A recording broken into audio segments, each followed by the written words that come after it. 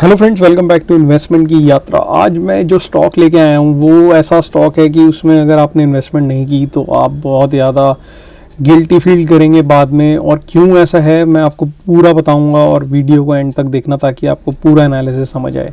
बाकी अगर आप चैनल पे नए हैं तो चैनल को सब्सक्राइब जरूर कर लें, क्योंकि मेरी रोज़ एक वीडियो आती है और वीकेंड पे मैं ट्राई करता हूँ कि आपके लिए सारा स्टॉक्स लेके आऊँ मिक्स, जो नीचे जा रहे हैं जो ऊपर जा रहे हैं, इनमें कैसे पैटर्न्स बन रहे हैं, तो आपको लर्निंग बहुत ज़्यादा मिलेगी। तीसरी चीज़ ये है कि जो भी मैं यहाँ पे व्यू डालता हूँ वो सिर्फ एक व्यू होता है, रिकमेंडेशन कभी नहीं होती। तो कभी भी मेरे स्टॉक्स, मेरे एनालिसिस को रिकमेंडेशन के तौर पे ना लें, अपना खुद का एनालिसिस करें, अपने फाइनेंशियल एडवाइज़र से पूछें तभी ट्रेड लें, ठीक है। मेरा सिर्फ एक व्यू होता है, मुझे चार्ट देखना अच्छा लगता है, जो भी मैं एनालिसिस कर रहा हूँ तो उसको रिकॉर्ड करके आपके लिए डाल देता हूँ ताकि आप भी उससे कुछ लर्निंग ले के अपना खुद का एनालिसिस करके अपनी इन्वेस्टमेंट जर्नी को ठीक कर पाएँ या फिर कुछ लर्न कर पाएँ, ठीक है, अपग्रेड कर पाएँ।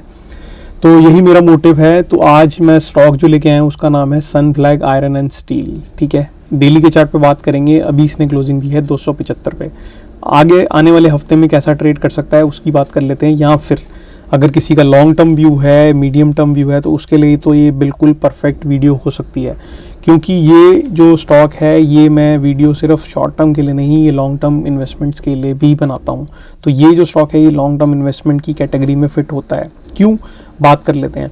तो सनफ्लैग आयरन एंड स्टील का जैसे आप पैटर्न देख रहे हैं डेली के चार्ट पे, यहाँ पे इसने 275 पे दी है क्लोजिंग। बट इसमें ऐसा क्या पैटर्न बन रहा था? सबसे पहले अगर आप देखेंगे मैंने एक हॉरिजॉन्टल लाइन, ये वाली लाइन लगाई हुई है, साथ में एक ट्रेंड लाइन लगाई हुई है, ठीक है। तो इस ट्रेंड लाइन और हॉरिजॉन्टल लाइन में एक पैटर्न बन रहा है, वो है ट्रायंगल पैटर्न। तो अगर आप स्टॉक को देखेंगे तो यहाँ पे ये ऊपर की रेजिस्टेंस नीचे का सपोर्ट, ऊपर की रेजिस्टेंस नीचे का सपोर्ट लेके नैरो डाउन हो रहा था, और नैरो डाउन होके यहाँ से इसने सपोर्ट लिया और ये ब्रेकआउट कर दिया, ठीक है।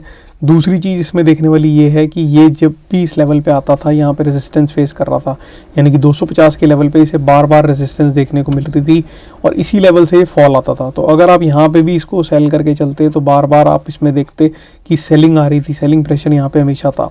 तीसरी चीज़ इसमें देखने वाली ये है कि जब भी इस ट्रेंड लाइन पे सपोर्ट लेता है तो यहाँ से तेज़ी से ऊपर बाउंस बैक करता है। यहाँ पे आपने देखा, यहाँ पे आपने देखा, यहाँ पे आपने देखा, यहाँ पे आपने देखा, यहाँ पे भी आपने देखा, ठीक है। चौथी चीज़ जो इसमें मेजर इंपॉर्टेंट, जो आपको मैं ऑलरेडी बता चुका हूँ, मूविंग एवरेज 44। यहाँ पे भी देखेंगे तो वही चल रहा है, मूविंग एवरेज के ऊपर ट्रेड करा, ऊपर गया, मूविंग एवरेज के ऊपर ट्रेड करा, ऊपर गया, मूविंग एवरेज के ऊपर आया, सपोर्ट लिया, ऊपर गया, मूविंग एवरेज के नीचे आया, गिरावट आई, मूविंग एवरेज के नीचे आया, फिर गिरावट आई, फिर मूविंग एवरेज पे सपोर्ट लेके ऊपर, मूविंग एवरेज के नीचे, मूविंग एवरेज के ऊपर आया, सपोर्ट लेके ऊपर। तो यहाँ पे आपने देखा लास्ट टाइम जब ये मूविंग एवरेज के ऊपर काटा था तो यहाँ पे एक तो मूविंग एवरेज के ऊपर था, दूसरा इस ट्रेंड लाइन का ब्रेकआउट था। तो इस वजह से इसमें जो कैंडल ये इतनी बड़ी बनी थी डेली के चार्ट पे, क्योंकि दो चीज़ें इसमें ब्रेकआउट कर रही थी, एक तो ट्रायंगल पैटर्न, ट्रेंड लाइन, और दूसरा ये मूविंग एवरेज। तो यहाँ पे जब दो चीज़ें ब्रेकआउट पे गई तो यहाँ से इसमें हमें ब्रेकआउट देखने को मिल गया, ठीक है। तो ये इसमें एक चीज़ थी जो मैं आपके साथ डिस्कस करना चाहता था, जो कि मैंने आपको बता दिया, ठीक है। अगर आगे बात करें कि इसमें क्या हो सकता है, आगे अगर आप देखोगे तो यहाँ पे ये रेजिस्टेंस फेस कर रहा था इन लेवल्स पे, ठीक है। ये लेवल है आपका मेजरली 250 का लेवल, और यहाँ पे आप देखोगे तो सितंबर से पहले, यानी कि अगस्त से अगर हम देखें इसमें बात करें, और अब आ चुका है दिसंबर, तो यानी कि 5 मंथ्स, ये टाइम फ्रेम जो है आपका 5 महीने का टाइम फ्रेम है डेली के चार्ट पे, ठीक है। 5 महीने से इसी लेवल पे बार बार रेजिस्टेंस देखने को हमें मिल रही थी। अब इसने 5 महीने की रेजिस्टेंस को ब्रेकआउट करा है, तो यहाँ पे ये ब्रेकआउट दिया, नेक्स्ट डे इसने नीचे की कैंडल बनाई, सपोर्ट लिया, और फिर एक 7% की तेज़ी, 7.28% की तेज़ी के साथ ये फ्राइडे को क्लोजिंग देके गया 275 के लेवल पे। अब इसमें क्या हो सकता है? अब इसमें ये हो सकता है कि यहाँ से जब इसने इतने बड़े टाइम फ्रेम का जब ब्रेकआउट दिया है, इतनी बड़ी रेजिस्टेंस को काटा है, मूविंग एवरेज 44 के ऊपर है, तो यहाँ से तेज़ी पकड़ सकता है 325 तक की, ठीक है। 325 तक की इसमें तेज़ी आपको दिख सकती है, यानी कि 50 पॉइंट्स की तेज़ी आपको यहाँ से दिख सकती है। यानी कि अगर लगाओगे तो आपको 11 से 12% की तेज़ी इसमें यहाँ से अभी आपको दिख सकती है, ठीक है।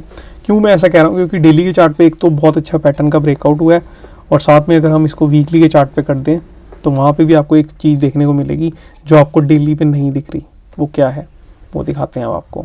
तो यहाँ पे आप देखोगे कि मूविंग एवरेज 44 का रोल बहुत मेजर है, क्योंकि यहाँ पे मूविंग एवरेज 44 के ऊपर, यहाँ देखो मूविंग एवरेज के नीचे चल रहा था बहुत टाइम तक, 2018 से 2022 तक ये इसी रेंज में रहा, ठीक है, इसने कुछ नहीं करा क्योंकि बिल्कुल मूविंग एवरेज के साथ था। इवन 2022 में भी एक फेक ब्रेकआउट दिया, 2023 में जब ये आया यहाँ से मूविंग एवरेज के ऊपर गया, सीधा इसने एक जंप मारी।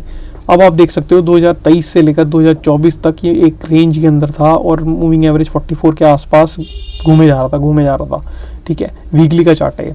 बट अब इसने क्या करा है, इसने इस वाली रेसिस्टेंस को 2023 की रेसिस्टेंस को भी ब्रेक कर दिया है। ठीक है, 2024 की तो करा ही है जो यहाँ पे हमने बात की थी डेली के चार्ट पे, 2023 की रेसिस्टेंस को भी ब्रेक करा है क्योंकि यहाँ पे आप देखोगे तो बहुत टाइम पुराने से रेसिस्टेंस है ये। ठीक है, 1 साल 1.5 साल की रेसिस्टेंस को काट के ऊपर क्लोजिंग दी है, तो यहाँ से भी कम से कम 2-3 वीकली कैंडल ऊपर की जरूर बनेंगी। ठीक है, और आपको एक ब्रेकआउट वाली रेंज दिखेगी, जो ये वाली रेंज थी ये रेप्लिकेट करेगा यहाँ पे और इतना पोर्शन इसका यहाँ पे बनेगा, फिर वहाँ से एक बार रीटेस्ट करने नीचे आएगा और फिर ऊपर की तरफ ब्रेकआउट करके जाएगा। तो हम इतनी लंबी बात नहीं कर रहे 440 के लेवल की, मैं सिर्फ अभी बात कर रहा हूँ 325 के लेवल की। 325 के लेवल तक ज़रूर आएगा, यहाँ से एक जंप ज़रूर लेगा। उसके बाद जब रीटेस्ट करने आएगा तो मैं वीडियो दोबारा डाल दूंगा ताकि आपको गाइडेंस मिलती रहे। बट अभी के लिए मेरे को लगता है कि 325 के इसमें टारगेट आ सकते हैं। ठीक है, और अगर ये वीडियो आपको अच्छी लगी है तो वीडियो को लाइक ज़रूर करें, चैनल को सब्सक्राइब ज़रूर करें नए हैं चैनल पे तो, क्योंकि ऐसा चैनल आपको दोबारा शायद ना मिले जहाँ पे मैं इतना डिटेल्ड में आपको समझाता हूँ, कोई और नहीं समझाता। मैं पॉजिटिव नेगेटिव दोनों चीज़ें बता के चलता हूँ क्योंकि पैसा जो है बहुत हार्ड अर्न मनी होती है, तो अपना खुद का डिसीजन लो। मैं सिर्फ आपको गाइड करता हूँ। अगर आपके पास मान लो स्टॉक पड़ा है बट आप चार्ट नहीं देखना आता आपको, ठीक है, तो मैं आपको चार्ट देख के बता देता हूँ कि आपको क्या करना है, आपको कहाँ पे अलर्ट रहना है। 250 के नीचे जाएगा तो आपको अलर्ट रहना है कि हाँ भाई मैं एग्जिट मार देता हूँ। 250 के ऊपर जब तक है तब तक आप होल्ड करके रखो, 325 के लेवल पे ले। 325 का लेवल आएगा, मुझे कमेंट में मैसेज कर देना, मैं वहाँ पे आपको दोबारा से इसका एनालिसिस करके डाल दूंगा। बाकी अगर कोई और स्टॉक में भी आप फंसे हुए हैं तो प्लीज़ कमेंट करके मुझे लिखें, मैं उसका भी एनालिसिस आपको डाल दूंगा। ठीक है, कमेंट में या फिर टेलीग्राम पे ज्वाइन हो जाए, वहाँ पे मैसेज कर दें। मैं मिलता हूँ अपनी नेक्स्ट वीडियो में, तब तक के लिए सेफली ट्रेड करो और कोई स्पेसिफिक स्टॉक के बारे में डाउट है तो कमेंट में पूछ लेना। ठीक है।